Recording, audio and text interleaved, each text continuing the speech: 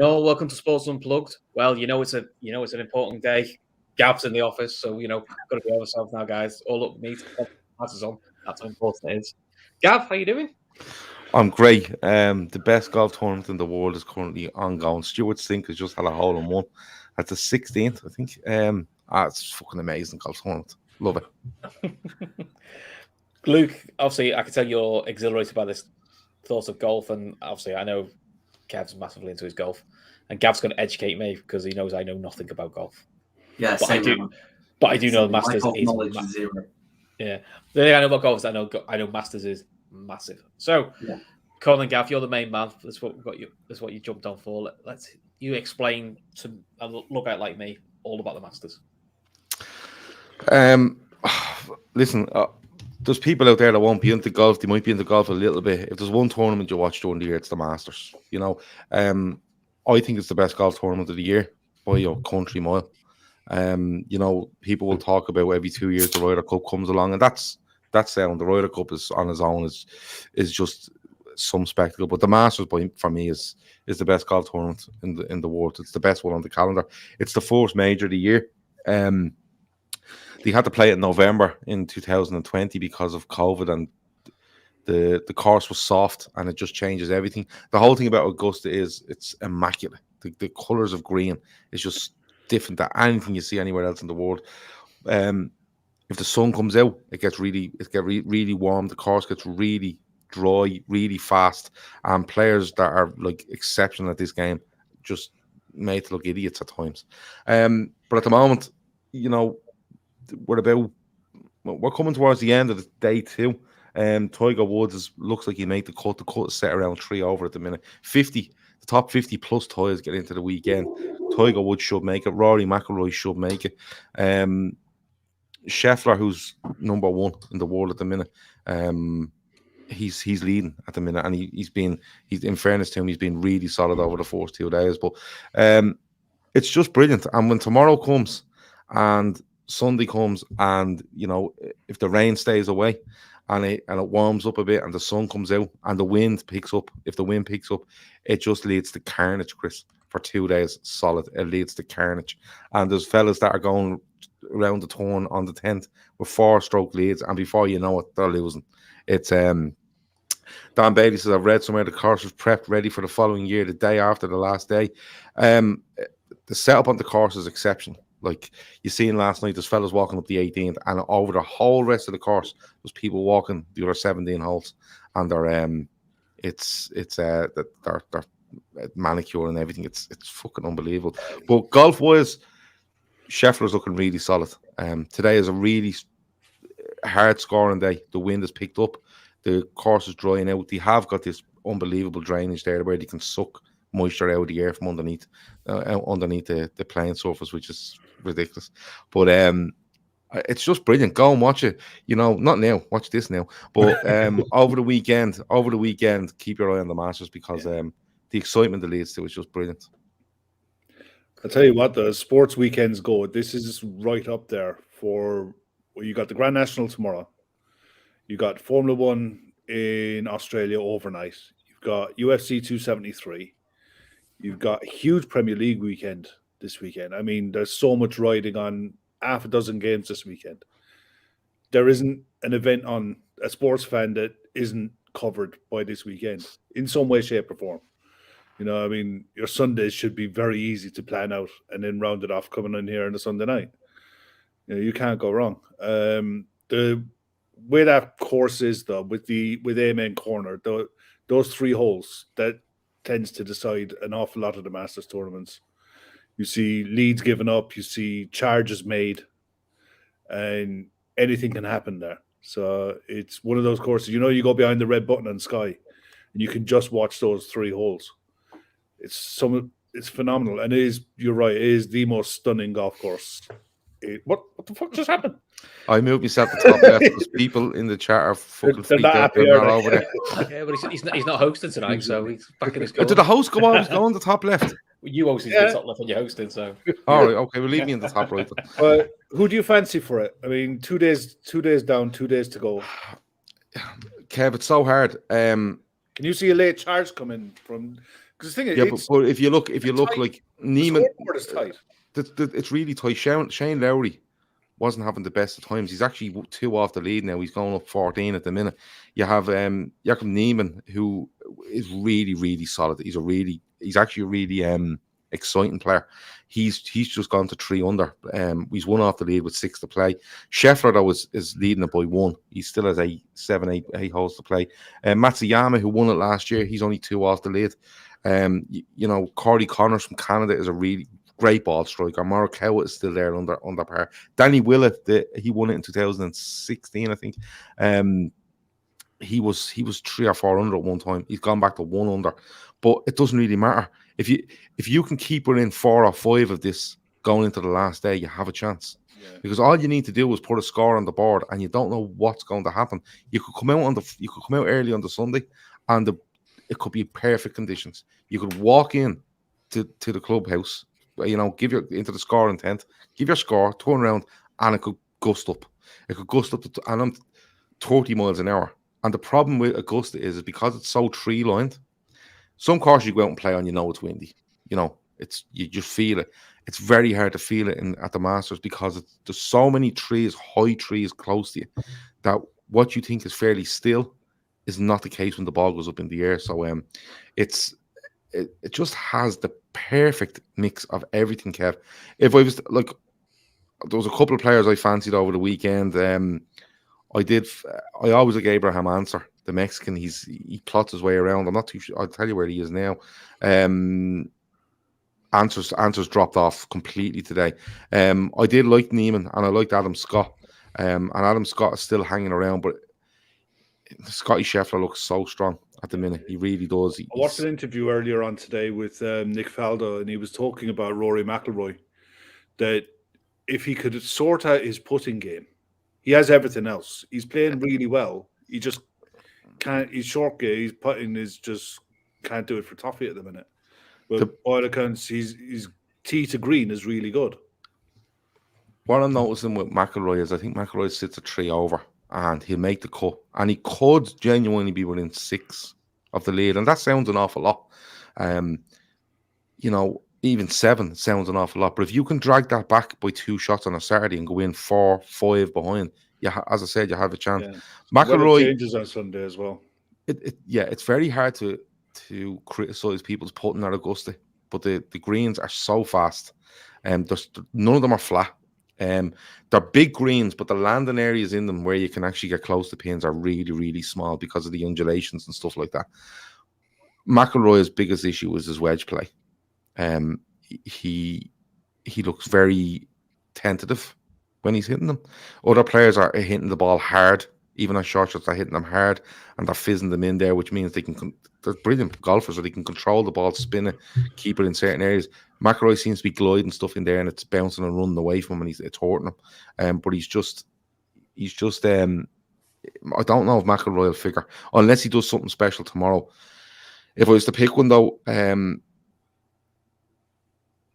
if Lowry gets going, he has a chance. If Lowry comes out of this 3 under today, he has the short game at Augusta to do real damage. That'd be some Sunday night. He has some because he's brilliant hands when he plays golf. His touch and feel and his control of the ball around the greens are good. If he comes out with this, we're in 2 with the lead and keeps it the same at the end of tomorrow night, he's a real chance.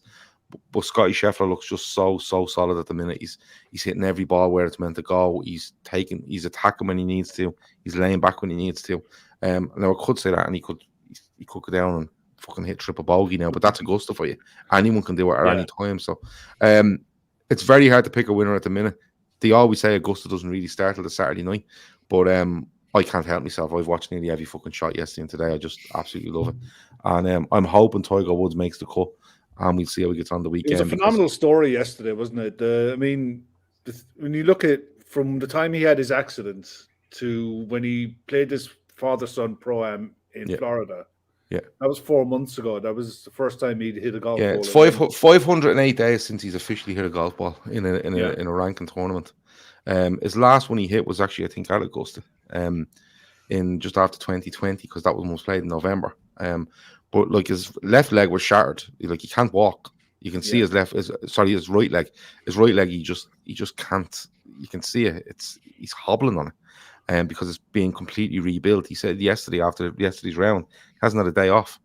If he gets up in the morning and the leg doesn't feel right to do upper body work, if the leg feels okay, they go out and drive, but the practice they put in is ridiculous. Like they're practicing 7-8 hours a day on loads of different things. They're training, physical training.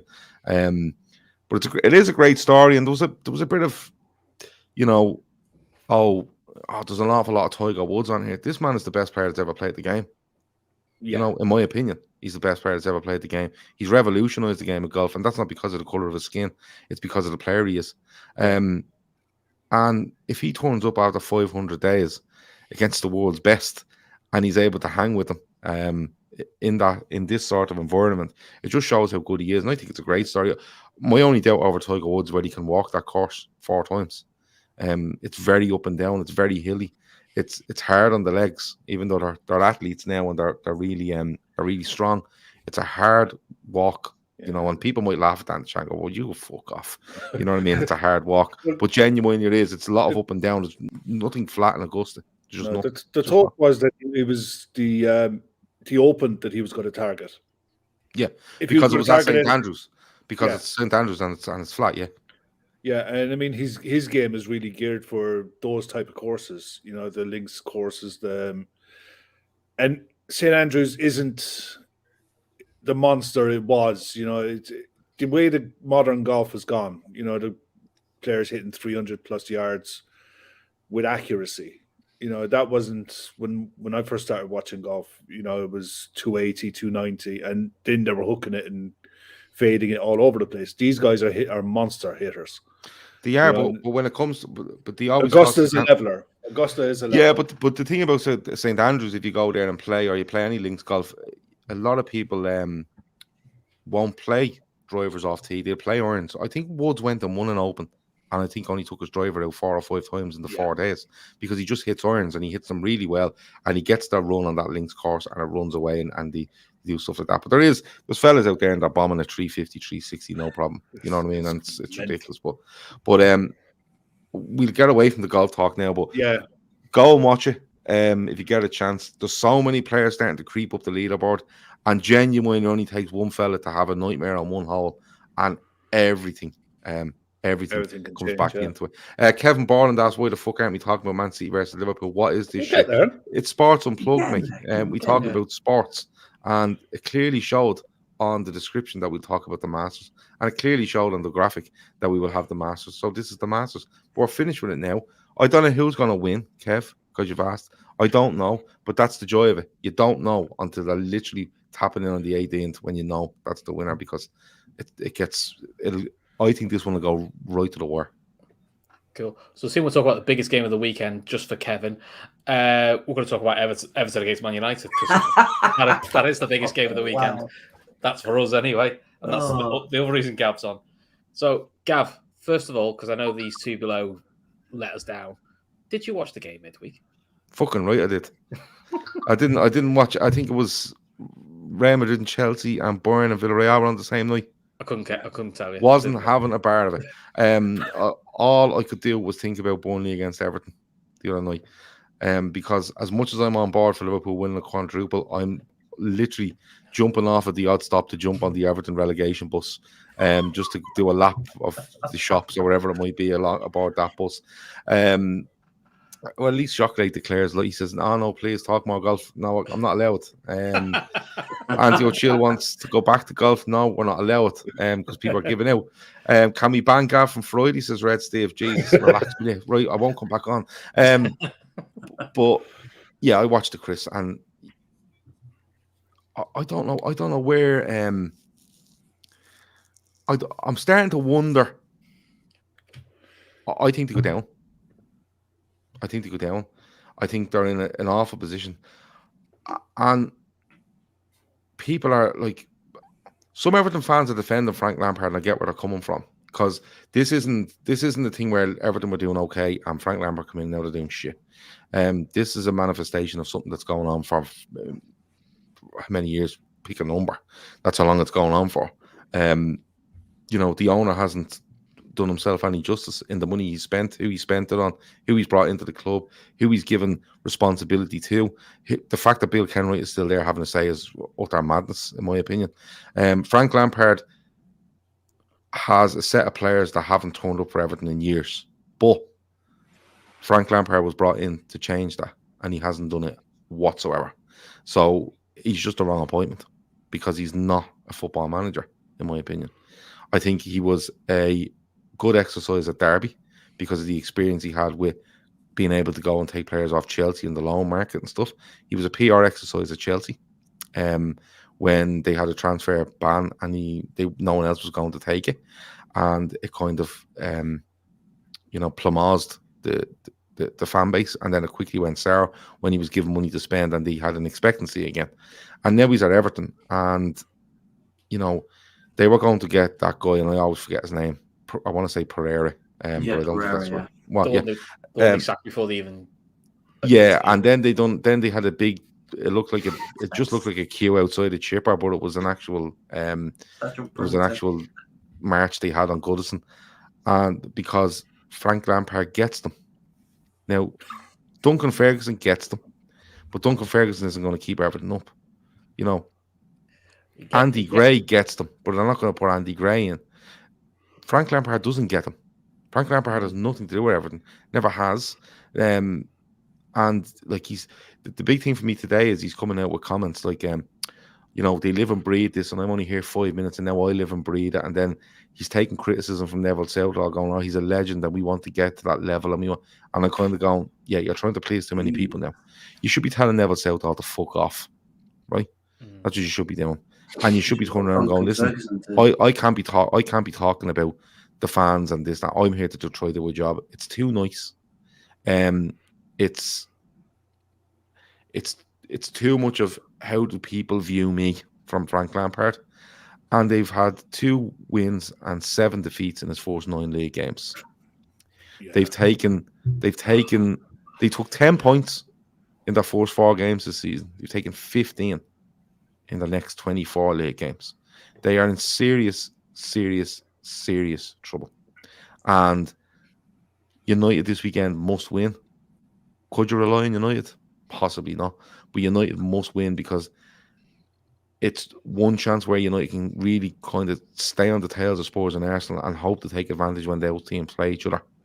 But if you're a betting man going into this weekend, you're not putting anything. No, you're betting nothing on Everton to win. Not a fucking chance. I mean, the thing is, the way I see it, there's ways of losing games. Any side can lose games. If you're in mid-table or bottom half of the Premier League, you can lose the odd few games. You can go on a run of 2 or 3 or 4 games losing, but there's ways of losing. That loss to Burnley, and the fact that they only scored 2 penalties, they never looked like creating anything from open play. Their debt is masked by a stadium that'll never get built. They really and truly should be deducted points for the financial trouble they're in, and try to focus on what's going on behind the scenes. I think a stat came up at half time. Burnley hadn't won a game when they were losing at half time all season. I think it was even into last year. That was the first time it did.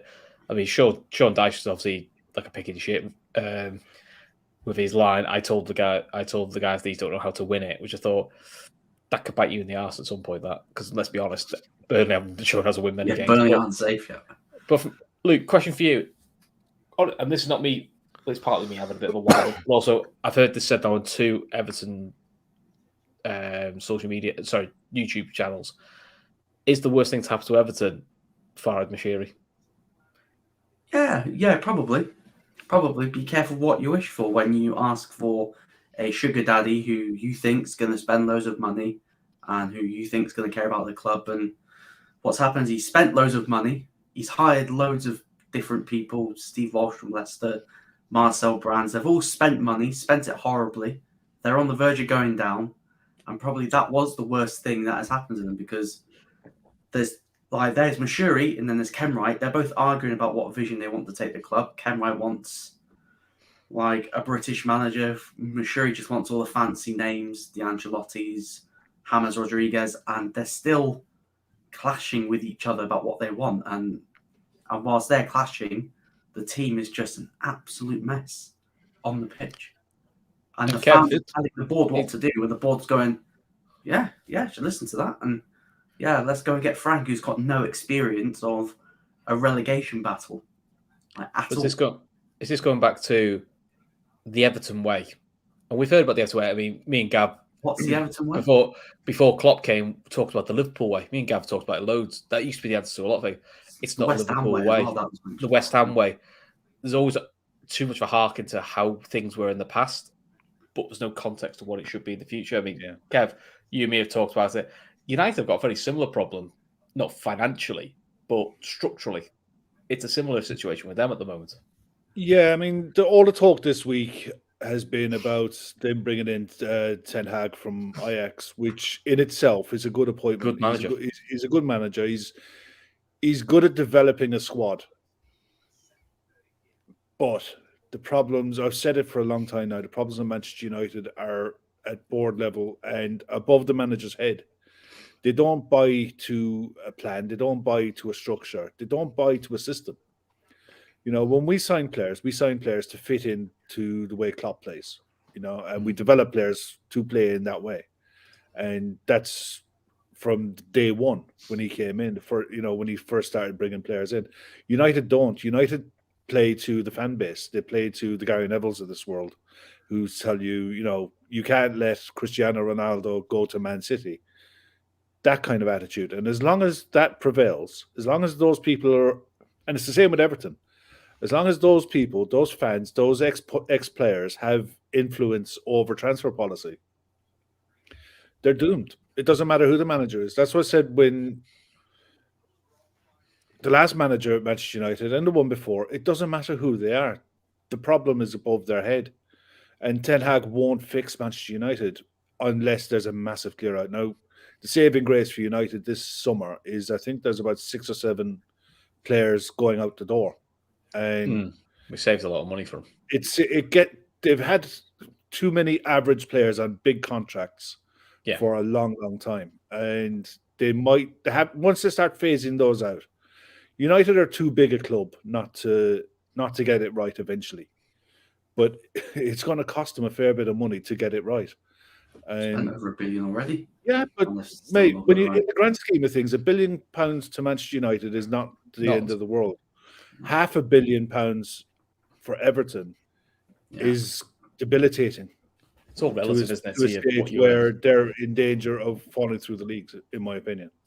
I honestly think in worse trouble than what Sunderland were.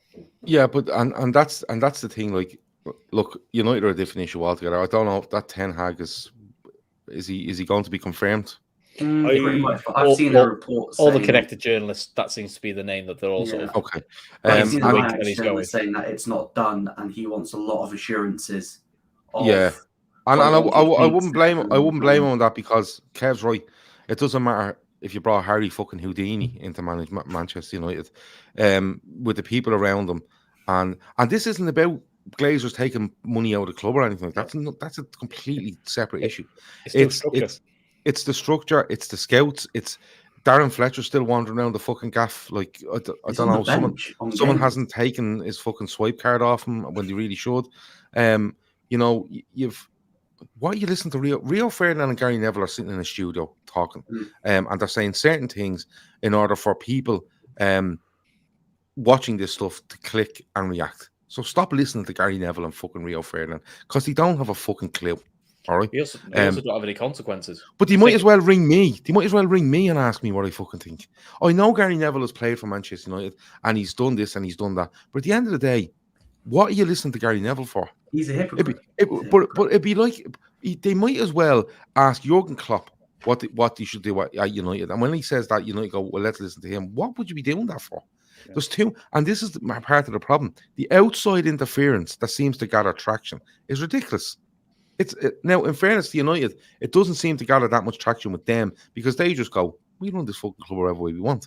But at the same time, there is people out there storing it up, having fans running through closed gates to protest and get games called off for their own agenda. But aside from that, the Everton thing, Kev's right, $500 million to them is monstrous compared to $500 million or $1 billion for United because United are at a level anyway where they can lose that sort of money, and the only difference is probably finishing second or finishing sixth. There's 4 spaces there that they go up and down because they still have got enough quality in their squad. The problem is that to get them to be from 6th to 2nd or go above, they're way behind Liverpool and Manchester City because the structure is wrong. They don't know who's managing it. They don't know who's signing players. They don't know who the link is between the owners and the manager. It's all over the place. Everton, though, it's not time up for Moshiri, in my opinion, but he should step back from what he's doing. I listened to the Blue Room with Dave Downey earlier on, and he was saying he needs to step back. But I just can't understand why Bill Kenwright is there.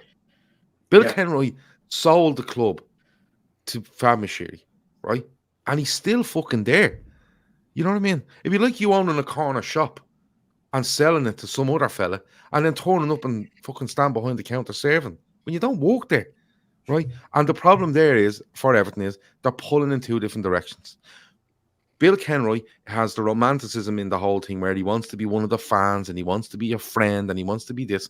And when it goes bad, they go, "Where's this money, Bill? Where's that?" And he's getting accosted outside Goodison Park. Fab Moshiri is the man for coming in with the money, and he's having to literally tailor to this fella. What Fab Moshiri should do is he should come in and go, "All these are gone. All these people that are hanging on, and they shouldn't be here." But he's obviously bought the club, and you understand these people can stay. Right, but when you have one half of the club wanting to do one thing, one half doing the other, and that's what's going on, in my opinion. You have people being sacked because a manager doesn't want them, and then you sack the manager 2 weeks later. That tells you the club is pulling in 2 different directions.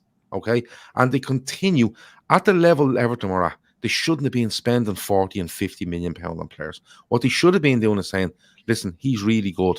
We might need to spend 30, but he's really good. 50 million quid on Sigurdsson. 35 million quid on Alex Iwobi. 50 on Richarlison. Yeah, Richarlison's probably one of the better players. But at least with Richarlison, you will get a return. He will be sold for nigh on the 50 million that they bought him for.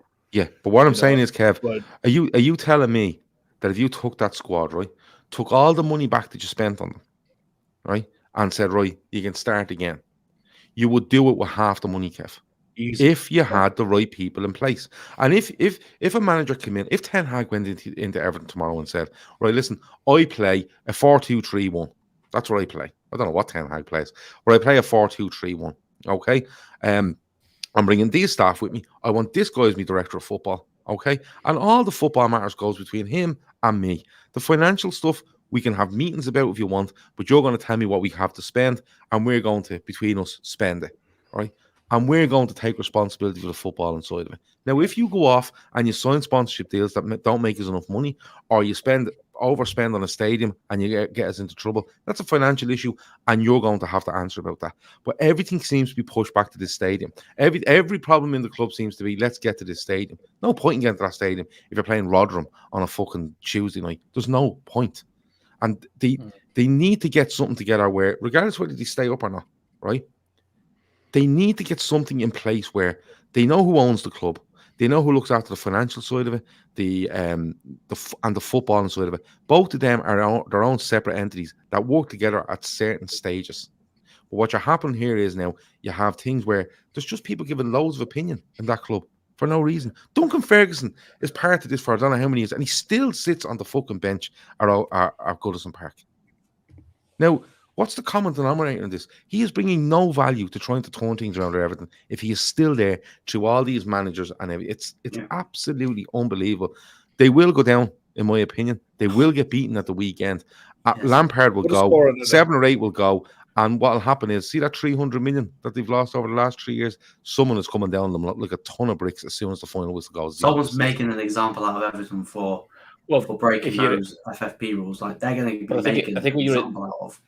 But I think when you're in the Championship, it's 39 million over 3 years. That's what you're allowed to lose. In the Premier League, it's 105. So, with all the workarounds they've done to stay in line here, and they have got players leaving in the summer for nout, which is probably a good thing. But the problem is they've got players who are average on big wages, which nobody's going to buy. Who's going to let's put a scoreline on this one, and we'll let Gav go and enjoy his. Oh yeah, because he needs to go late show. He wants to go in and watch Ryan Tuberty. Don't mind the golf. He does. I'm going to do more research on the golf. I'll be back next Friday, everyone. Excellent. Well, go on and put a score on it, lads. What you go for, Gav? 3-1 United. Oh, you took my scoreline. So you have to pick a different score Chris? now, Luke. Give you 5 minutes. I've gone 2-0 United. Luke? 4-1 United. I went 3-1 United as well. I can't see. The thing is, with United, they've got some injuries, right? What time's the game at? 12:30. It's a lunchtime kickoff tomorrow. 12:30. There you go. Get the cameras ready. Bet running a free pot on that as well. So Which somebody in our Telegram group has picked a team for. Conrad, that's it. Yeah, Conrad's Yeah, picked so a team for. Conrad's picked the team. Team's all locked down, ready to go. So yeah, we're doing So that one, and we'll do another one later. Yeah, if any of you guys are in the chat and you want to have a go at the bet, mate, it's the link is in the description. Free pot for the Man United Everton game. If you can pick 11 players who might start that game, good luck to you. But keep an eye out for that one. It's free, cost you nothing. Just go in and enjoy it. Just follow the directions from the link below. God help them all. Red Steve's going Gav, 0-0 you done? United by 1 goal. I'm done. I'm done. I'm off to watch the golf. Enjoy the rest of the show, and yeah, we'll. I'll Cheers talk for to you coming on, soon. man. Oh, what have we got over the week? Oh yeah, just before I go, in case the lads forget, we have got a match reaction to City versus Liverpool, 6:30 on Sunday. We'll be back with the Fatback 4 at 10 p.m. And also in the description, please go and look at Féileacáin, our charity partner. Go and check them out. Donate if you can. We've put stuff on social media with regards to it today. Share that as well. Donate, share, whatever you can do to help us try to get to that 10,000 because it's a fantastic charity.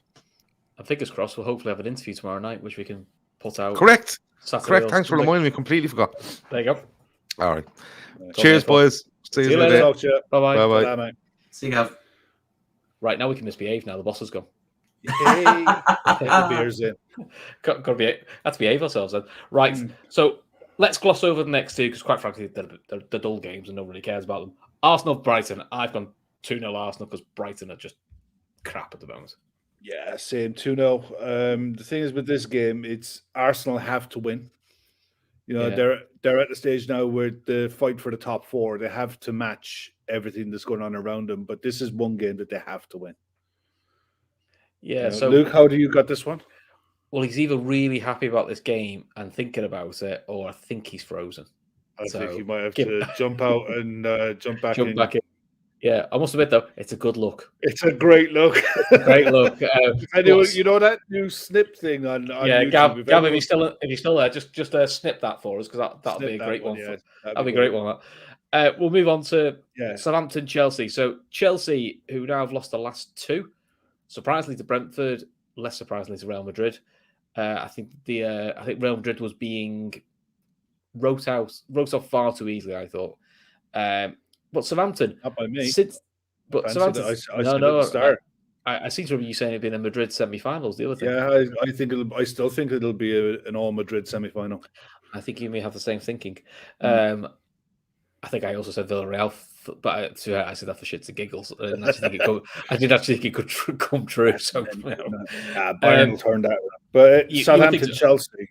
The thing with Southampton is though, it's weird because since they beat West Ham in the FA Cup, and then I know they got knocked out in the next round by City, they've been really average results wise. Not the kind of goes that mid-season lull of not going to Europe, not going to get relegated. They're just in that lull.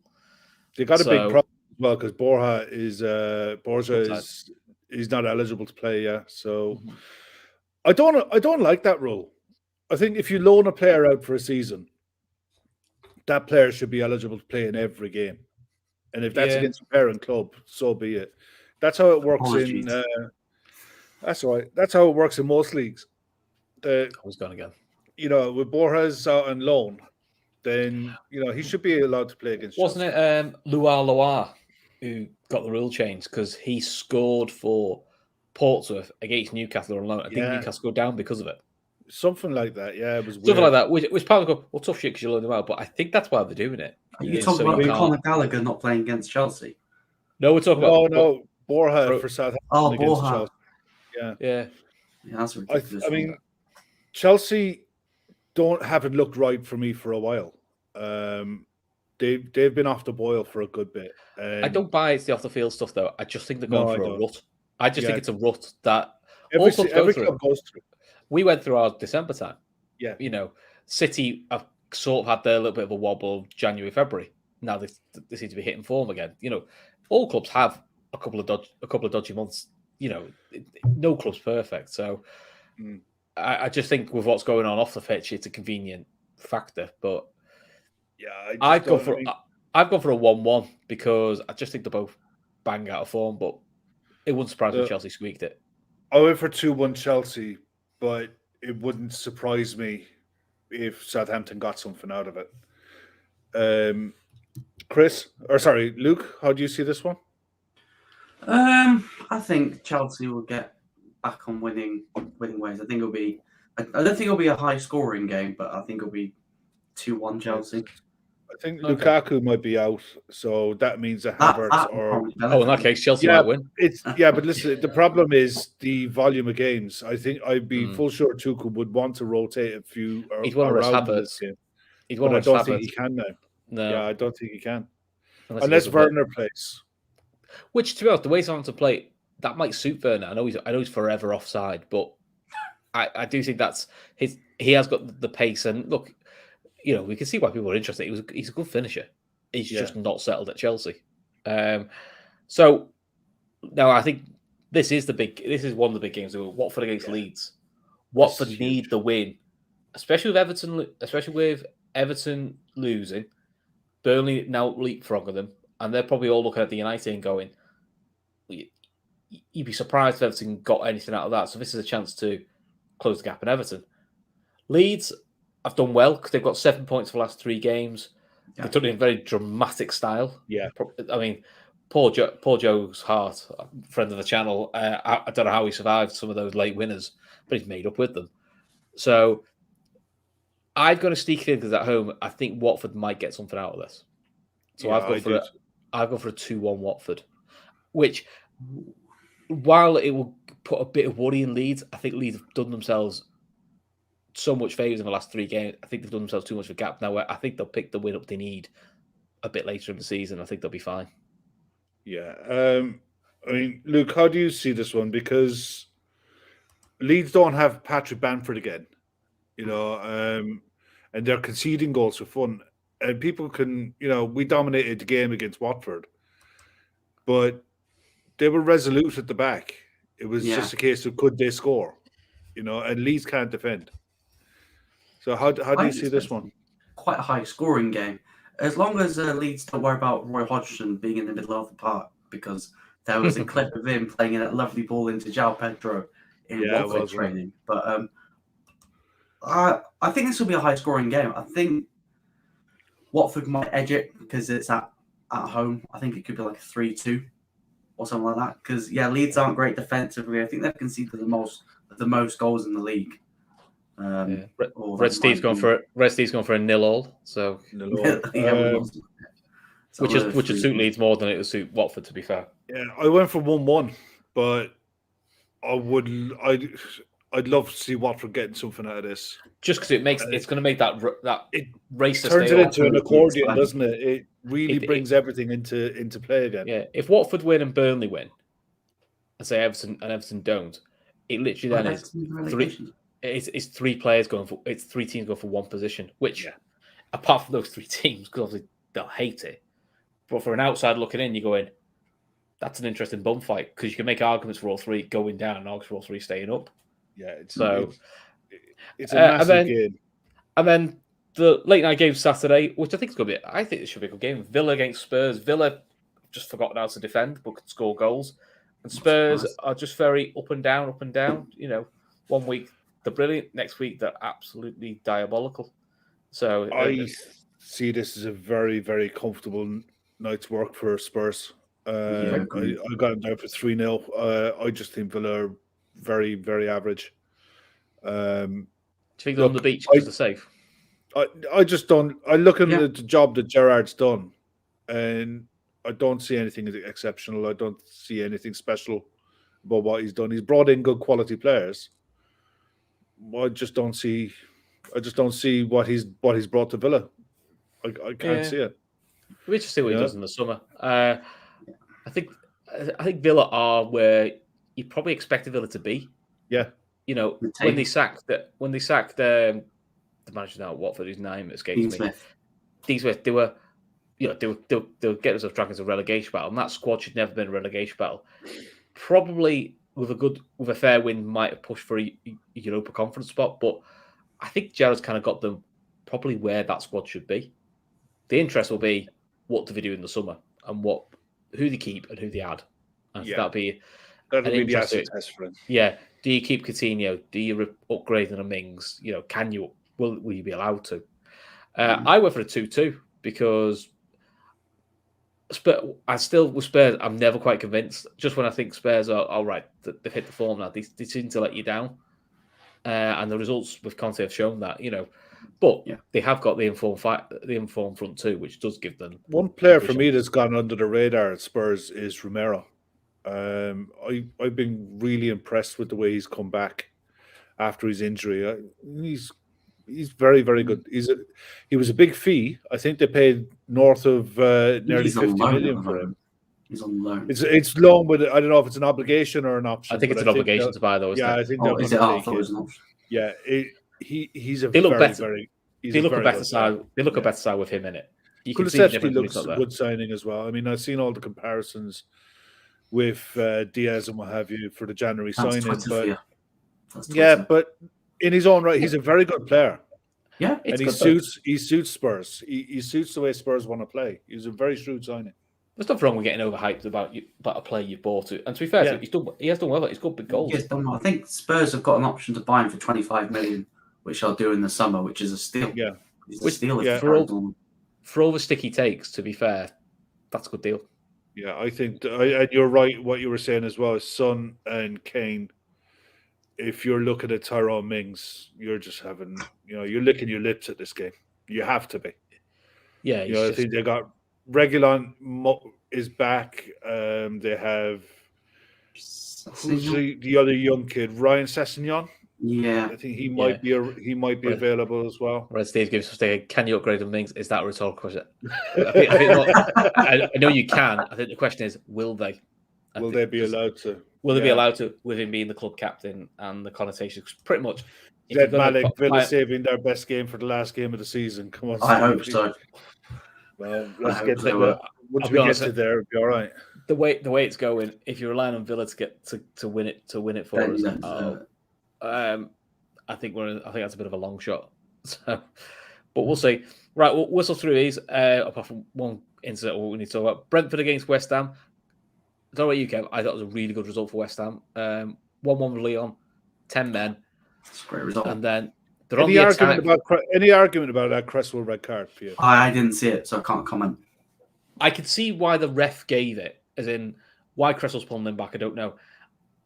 The question is always, is he going away from goal? And I don't see how that matters personally, but no, I don't think it matters. I think for once, Joe Cole made no, it was Carlton Cole, to be fair, so made the good point, and he said Zuma gets his player sent off because if you watch it, he said Zuma slows down, thinking, "Oh fuck, I'm not getting that." He said if Zuma carries on running at full pace, I don't think he gets done. He gets ahead of the play, but he doesn't get done for last man. Then the way I understand it is it doesn't have to be goal wide open. You're guaranteed to score. It says, is it a clear and obvious chance? Well, of course it's a chance. It's on his strong foot. All he has to do is get a shot on. So Cresswell, I think Carlton it was a harsh lesson, but I think it was great. I think you can tell by Cresswell's reaction. He knew as soon as he done it, he was like, "Oh shit!" Yeah. But when you watch back, if Zuma had carried on running full pace, he probably would have been level. He wouldn't have got him, but he would have been level with the foul. And I think then he'd have got away with a yellow because I think because I think the referee in his head could go, well, if he doesn't get past, if he gets Cresswell, he's still got to beat Zuma, then beat the keeper. So it takes the equation of last man out. Don't get me wrong. I think Moussa Dembele definitely bought it, 100%. Yeah. Did you see his wink? I thought he winked when he got sent off. Yeah, he did a wink because I think, I'll be honest, I think he was impressed he got the free kick. I don't think he thought the red had happened. So when he saw the red, I think he winked at his mates going, well, that's a turn up. Yeah. The biggest, I mean, if you're a West Ham fan, you'd be doing. There was 2 pitch invaders, but the worst one was West Ham are on the break. It's I saw that really attacking break, cuts back thing, and if you watch a game, you get a feel for a goal. You're thinking, there's a goal coming here. West Ham are going to nick this 2-1. This would be a brilliant result, and you just see I'll say it, gobshites run straight across the pitch. You go, he's one of their fans. I'm like going, oh, what if you could see? I mean, the player reaction said it all. You like going. David Moyes' reaction was like, oh, for fuck's sake. You could just see. You saw Antonio just looking at him like arms out. What are you doing? Yeah, they're having a cracking season. To be fair to them, they don't need that. They don't need that nonsense. But I think 1-1 with 10 when playing a whole half with 10 men against Leon, that's a cracking result. 1-1. Yeah. I'd fancy West Ham to get through. I just think they've just got could be a nice flow in the Europa League where you're just thinking like, I just don't see when they just don't feel like they'll get knocked out. So fair play to them. That's what you should do in the Europa League. You're going to be in the Europa League. Embrace it. How do you think it affects the game this weekend? Because it's a really quick turnaround. I think they're going to rotate heavily. I've gone for a West Ham win, but I've gone for a squeaky 2-1. Because it's who they rotate out, because Tony's just hit form at the right time, but I still feel West Ham have a bit too much. So I'm going to go for a 2-1 West Ham. Luke, how do you got it? 1-1 draw. I think David Moyes is going to have one eye for the Europa League second leg on Thursday, and he's just going to rotate a few players. Just make sure that they keep fresh. Yeah, I think he's written off top 4. I think there'll be wholesale changes. I've got Brentford 2-1. Okay. Brentford with Ericsson and Ivan Toney. Well, between the 3 of us, we've got all bases covered there. So I just think that they'll make too many changes, and I think they've written off top 4. Yeah, listen, if West Ham gets to say a Europa League semi-final or even a final and finish in the top 6. That's a great season. That's progression. And that's big proof to the squad going, look at the size of the squad we've got, which probably isn't the biggest. Considering that they didn't, and we still they've still got themselves in Europe. So, yeah, you could apparently there was a legitimate bid in for Darwin Núñez. Yeah, they bid big money for him. It's a bit over 45 million for him in January. So I've seen links to Liverpool for him. The summer. He would have been, but he's ideal for what they need because he's not a clone of Antonio, but he could do the Antonio job as well. He could do it better. But you know what I mean? As in the lone striker role, he's built for that. Yeah, he's fitter, but also for the good thing for Antonio, it takes pressure off him, man. So then you can pick and choose his games and manage his games a bit more. He's getting the best out of him. So. Yeah. Does anyone know if that's the TV? What's the TV game for Sunday? Because I didn't look. If you give me 2 seconds, we'll talk about the next game while I have a Google. Leicester versus Palace. Leicester who got 0-0 against PSV. Yeah. Which probably a little bit disappointing for home, but PSV are a good side. And Palace, great result against Arsenal. Really, really good result. That is a really exciting side that they've got at the moment. Okay. Neither of these games are on telly, but the next game we'll talk about is on telly. Okay. Well, Michael Olise is back for Palace. Ooh. Yep.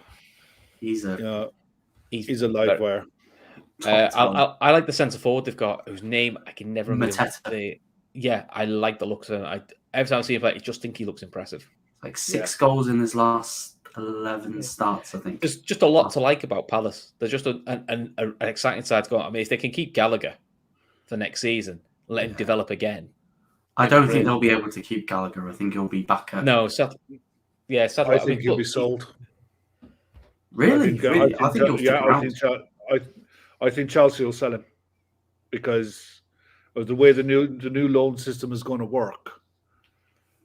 I honestly think that they'll cash in on him because I think they'll look at him in the position that he plays. I think they've boxed that position off with Mason Mount for the next few years, and I think they'd rather cash in on him and reinvest it at the back. Well, there'll be a lot of there'll be a lot of suitors for him. Yeah, that's what I mean. I don't think they'll be short of options to sell him. That's why I think Would you take him at Liverpool? Would you take him at Liverpool if that ever opportunity arises? Would you take him? I would. Yeah. I would. We definitely, I like him. Well, we've definitely got 2 English spots coming up available in the summer, haven't we? Because I can see Chamberlain going in the summer. I think Milner's going to go. You know, Carvalho's homegrown. So Gallagher, that's part of your homegrown quota. Plus, he's very, very good. And Dick put a comment saying Gallagher 30 million to Newcastle could be a good one, and you can see that happening. Yeah. The thing is, though, if for Newcastle, that is the sort of player they should use their money for. Is don't go for the big flashy names. Go for that type of player, which is what City did 3 years into their tenure when they stopped doing Robinhos and Ilanos. They started buying in David smart Silva. Young players, David Silva, Bernardo Silva, Kevin De Bruyne's exciting youngsters that in 2-3 years' time are going to be brilliant. Yeah, that is the clever. That if Newcastle do that, that's a smart move. That'd be a great shout for him. Anyway, Leicester Palace. I've gone for a Desmond Tutu. I've gone for a 3-1 Palace. Okay. I think there's going to be a hangover for Leicester. 2-1 Palace. 2-1 Palace. Okay. Yeah. Cool. So the early TV game, Norwich versus Burnley. To be honest. What the fuck? Why? Why not? Why not? That's a brilliant game. Burnley have just beat Everton. They'll be hoping Everton drop points. Win this, Burnley will be out the bottom 3 for the first time, I think, all season. And Norwich, pretty much, if they lose this, I think that's them gone. I mean, I think they're pretty much gone anyway. Okay.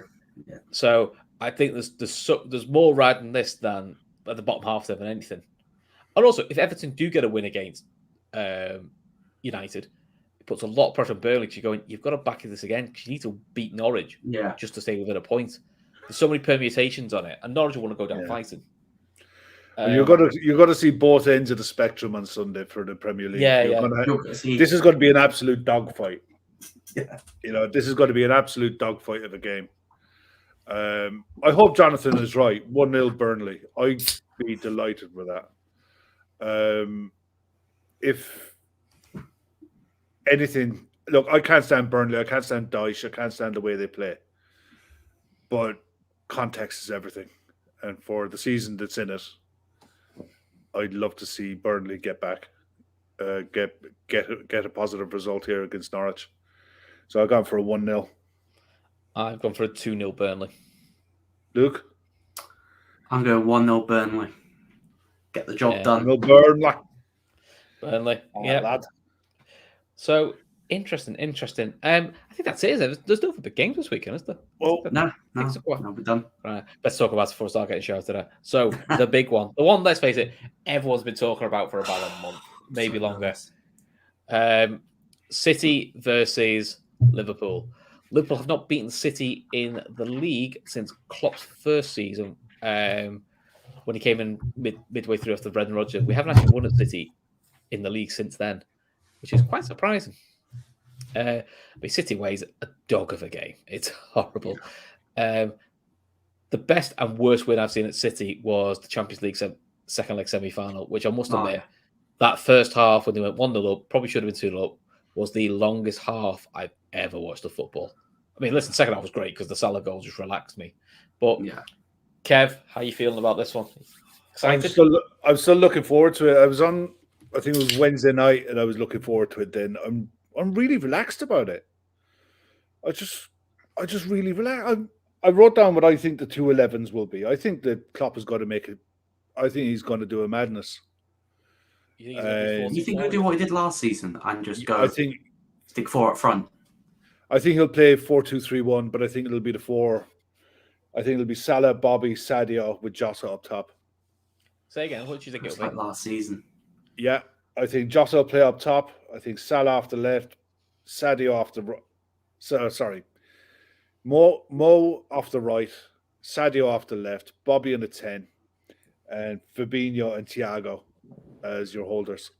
Did you realize Thiago has never played for us against City? No, he's not. Jeez. And our proper back 4 with Alisson and goal. Yeah. Believe me. Did Thiago play in the Anfield game last season? Nope.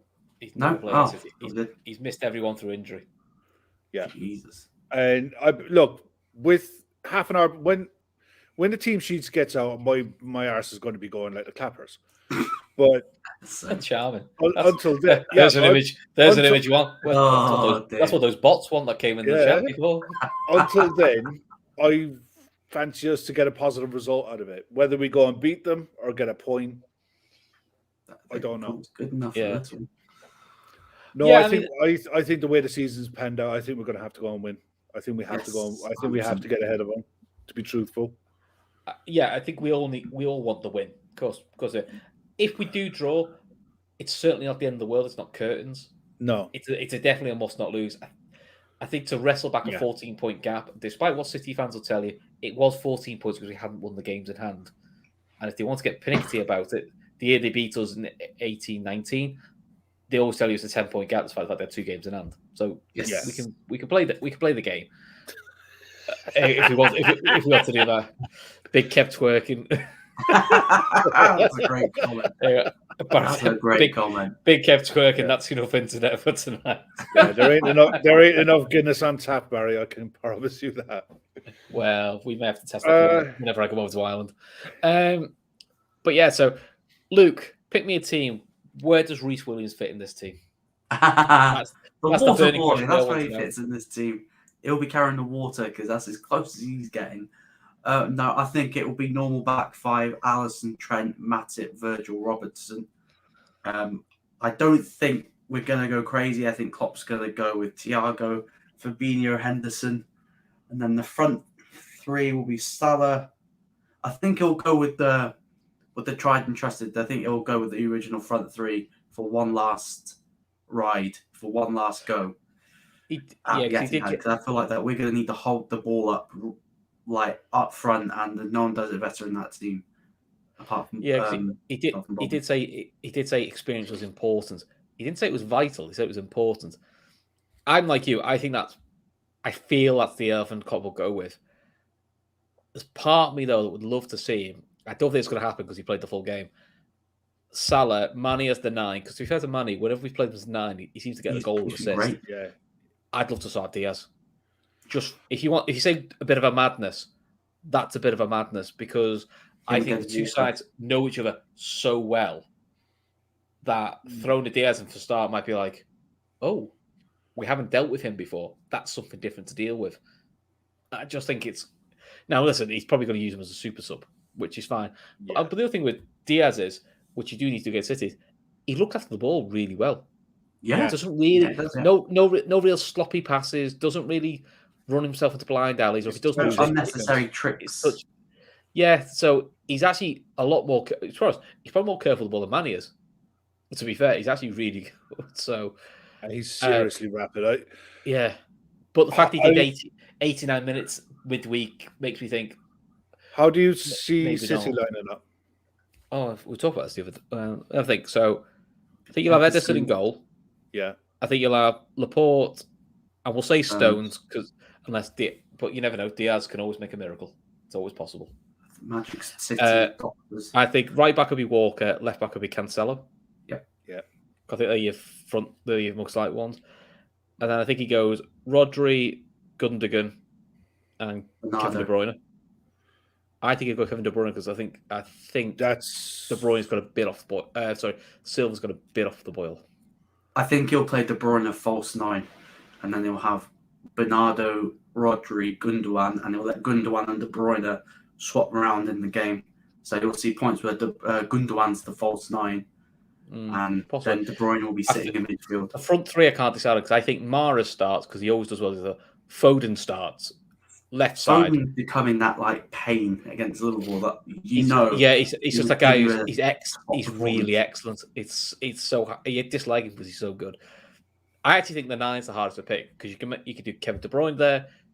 Anfield did Grealish. You could do Sterling through the middle. Do Gabriel Jesus because he always likes a goal against us. Well, the Jesus they don't seem to rate as a striker. He's put Jesus on the wing.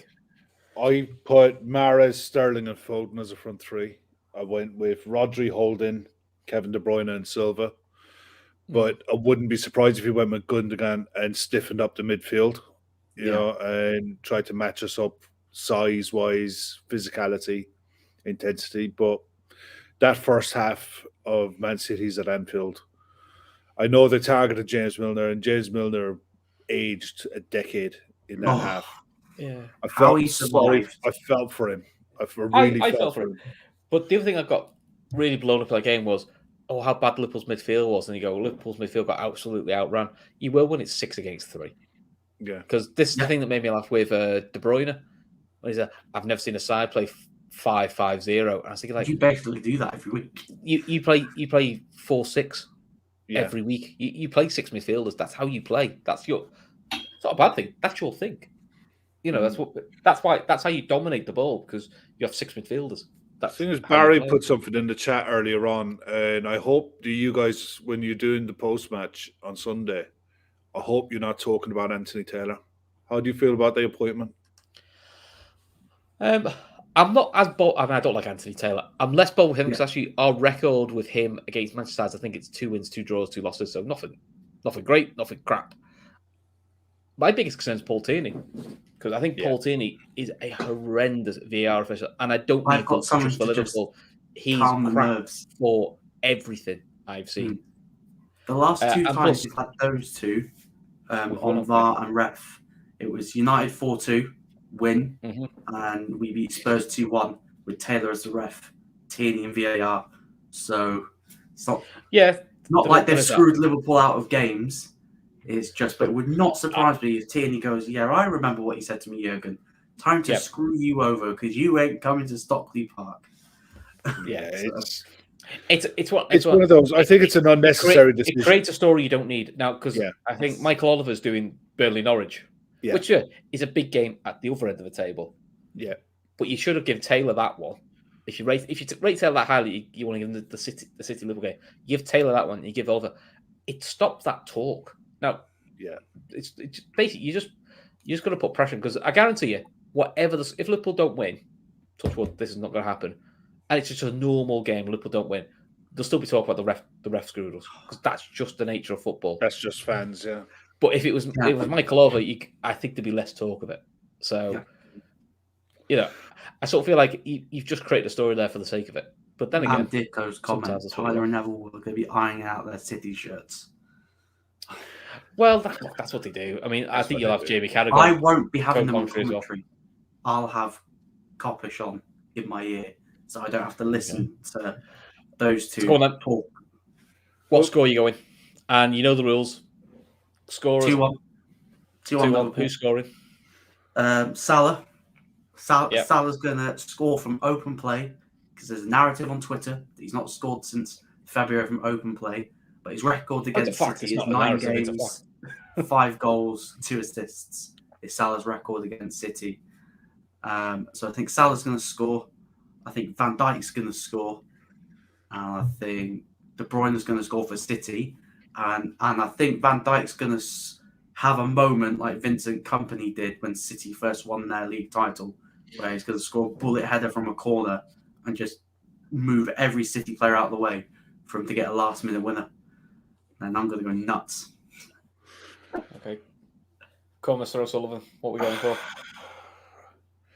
I go for 2-0. I think we win a 2-0. I think we get a clean sheet. He's on my fucking score again. I just think we get the clean sheet. I think Bobby scores, and Talk is Firmino didn't train. Firmino hasn't trained today, has he? Yeah, if he starts, he'll score. I just think he takes up those kind of positions that really trouble City, and I think Sadio scores as well. Let's see, we've got 3-1 here. Jota, Diaz, and Salah. We've got another 3-1 from Tom. Salah, Thiago, Skriniar, Mane, and Grealish. Richo's got 2-1 Liverpool. Oh, bless him. I'm made up. He comes in every week. I'm glad you missed the Everton chat. I'm going to stick with 2-0. I know it's your score. Yeah. And I'm going to go Salah double.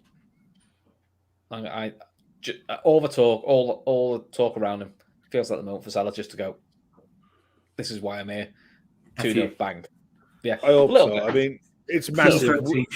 Please. It's massive that we get something that I personally think it's important that we win this, because yes, I think if we don't, City will get the bit between their teeth and they will just go on a run. They're capable of staying on a run, let's be honest. Our running is difficult. We've got to play a lot of sides who've got a lot to United, play for. Everton, So, Spurs. yeah, it's going to be tough. Before we move off this one, BetMate. Oh yeah, BetMate. What about that?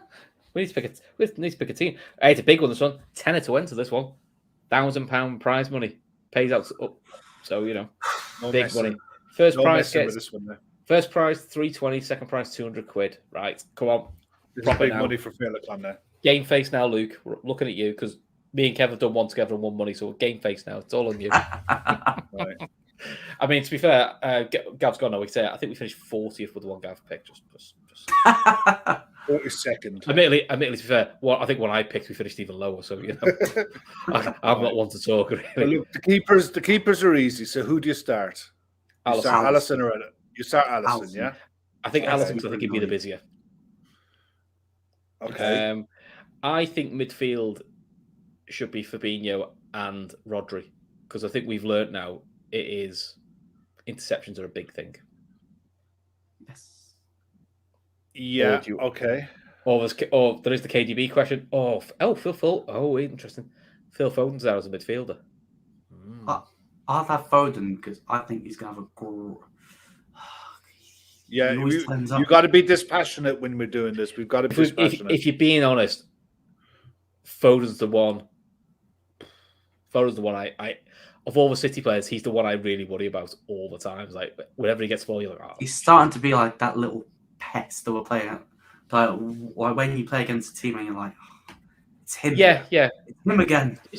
I don't find him dislikable. It's just that when he gets the ball, you go, oh no, he's going to be good, isn't he? You just look at him, oh no. So should we go Fabinho and Foden? Yeah. Okay. I'll go for Fabinho and Foden. Defenders will be an interesting one. I would go for Trent and I would go for Cancelo. Oh, careful. We've obviously worked together too long. I had a very similar thought myself. Because they're very similar style players. They're both very attacking. They're both going to get you assists. Yeah, but to get chances created. Yeah. Right, attackers. So the attacking players you got for City, according to BetMate, is Sterling, Jesus, Dilap, and Kaki. They're not making choices there, really. And then Liverpool's front five. Salah's one. For me, I would be looking at Sadio, Jota, and Salah, and I would probably put Salah on the bench. Ooh, purely and simple. Look, this is about Féileacáin. This is about winning money. It is. Okay. I get what you're saying. I don't think Jota starts. I think Salah starts. I don't think Jota starts. That's the reason I'm If saying Bobby Jota. hasn't trained, Bobby's not starting. Klopp said like every player's available. This was like before training. Like this was like after training photos. You went every player's available. Okay. Yeah.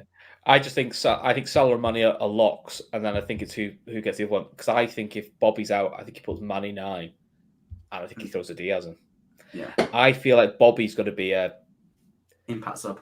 Okay. Yeah, if we win, you guys pick the forwards, but what I would suggest you do, because you can make changes on this right up until kickoff. You can remind me, Kev, and I'll do it. Yeah. So we'll put Salah and Mane as a start. I'll have Jota on the bench. So that's 1, 2, 3. So 1, 2, 3, 4, 5. That's our 6 Liverpool players. Then we could have two City players on the bench, which is a defender and a midfielder.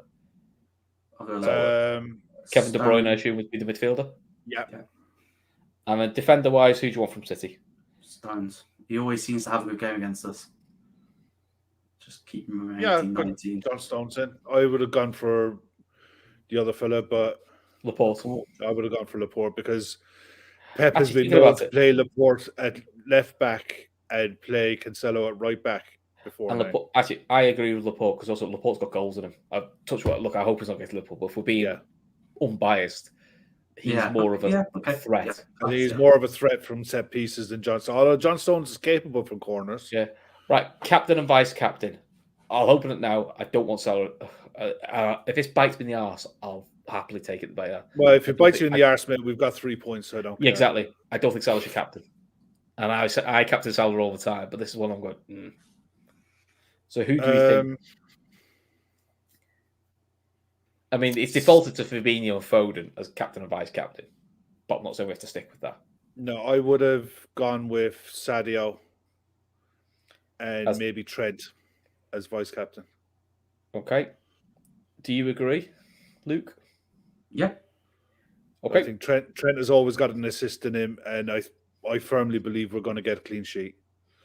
So you got the clean sheet points and the set piece options, and Sadio to me looks like he's in good form. He's come back from the World Cup qualifiers full of beans.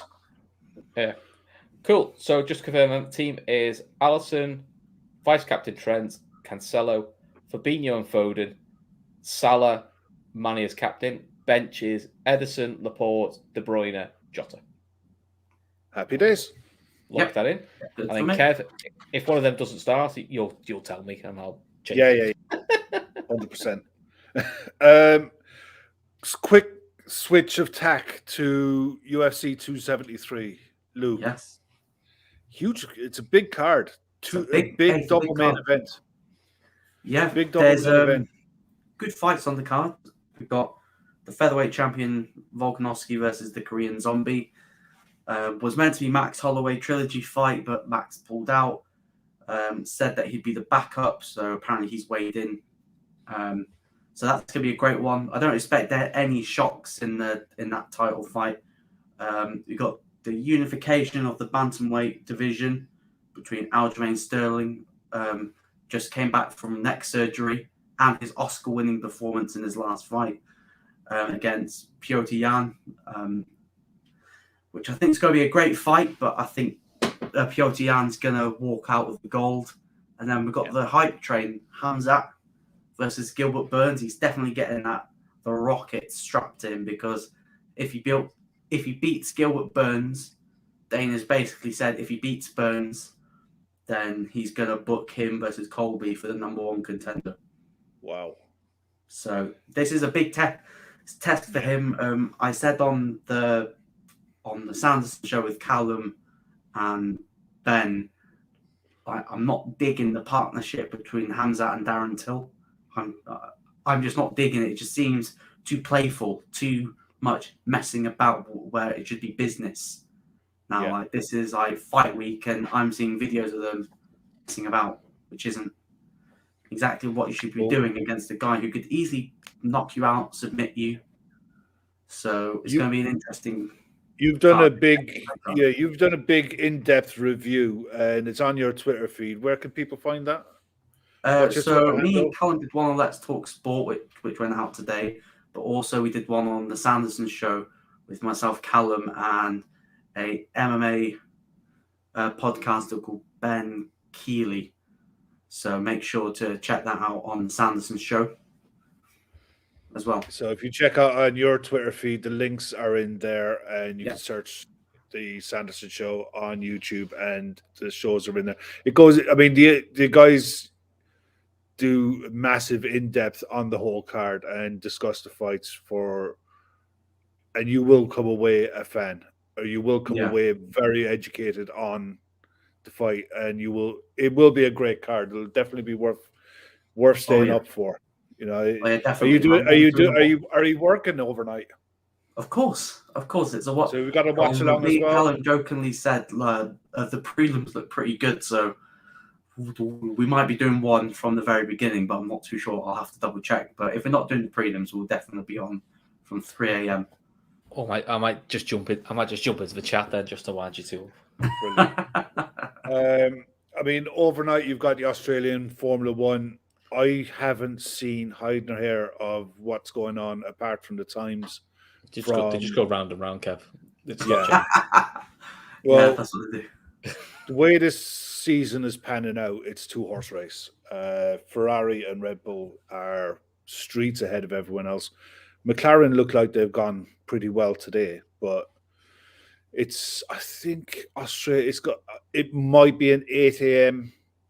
start on Sunday morning, but it's usually a good race. Australia is a good circuit, so it'll be worth keeping an eye on how the race goes. But I think if you got Ferrari, Red Bull dominating this race, they're going to be dominating Formula One up until Silverstone. They're just way out in front of everyone else.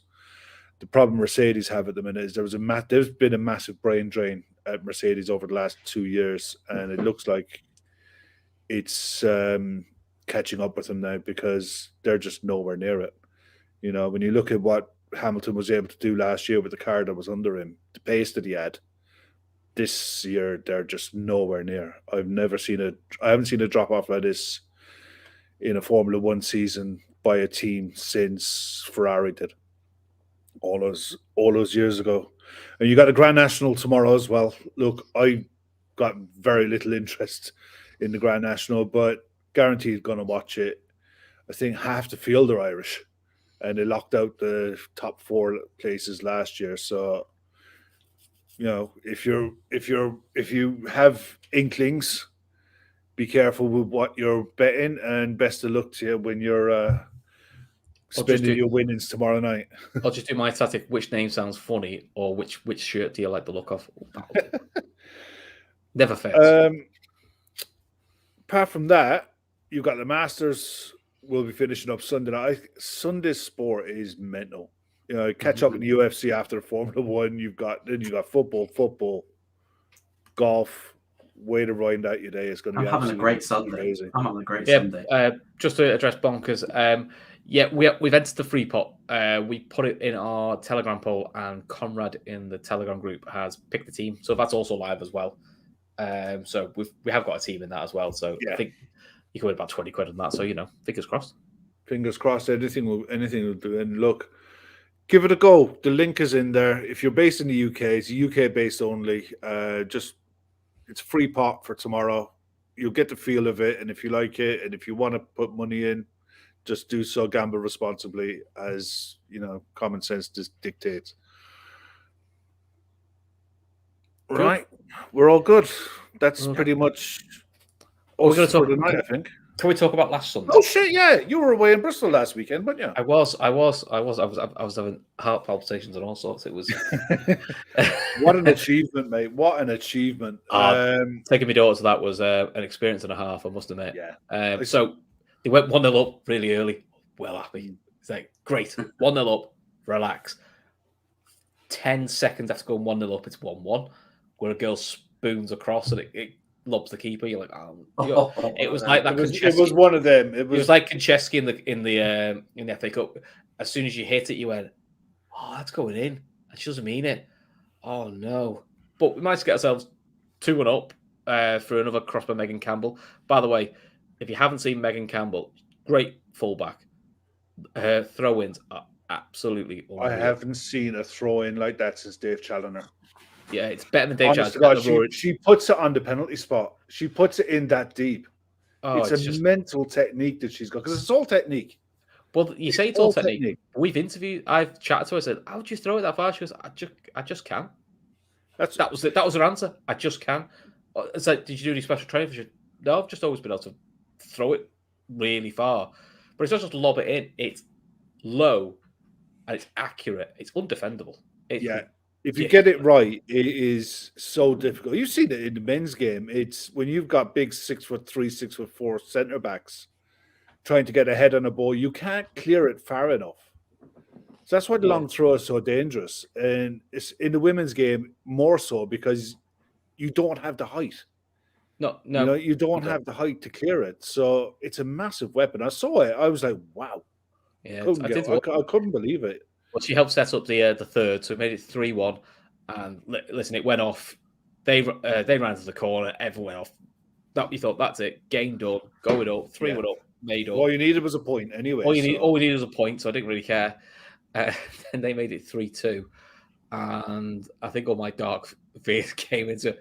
And I think Philippa Swald, who does the shows with us, could just see like it all drain out of me. So I must admit, Missy Bowe's winner was brilliant to make it 4-2.